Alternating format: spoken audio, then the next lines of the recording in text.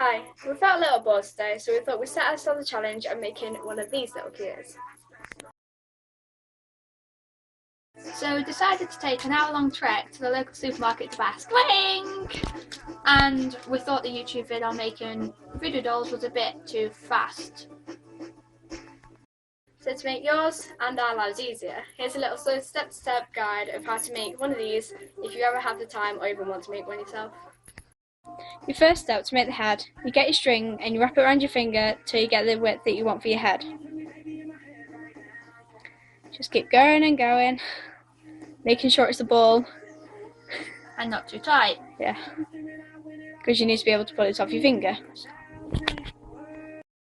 Right, once you've got the width for your head, pull it off your finger and wrap it round the opposite way to make sure you get the full head shape. Can take some time, depending on how fat you want the head. So it's your personal choice. Pause and Yeah. By the end of that, you should have something that looks like that. But whatever you do, do not cut the string. No, keep it the same length. Keep it full. So your step 2 is you make a loop like this one, and on a random inside, towards the inside of your head that you've wrapped around, you push that loop through and you pull it through, making sure it's still tight and your head's really tight to the length for your body, like this. But you don't want to make it too big because Don't that first make it one, too big, because otherwise they'll just go floppy. A 60-foot floppy voodoo doll, and that's just not good. And then you start by wrapping around the body, the string, flattening the body out as you get further down. Just keep wrapping it.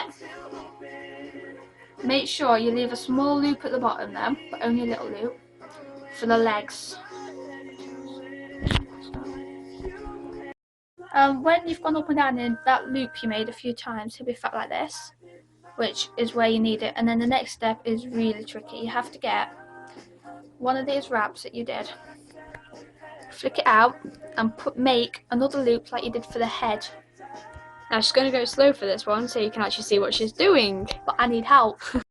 If you make yourself a loose loop around it like that, you can then get this, your string that's still long, connect it, make a loop, and slip it underneath, in between there, and then pull that loop tight, and you'll have your arm, which you then flatten out like you did with your body.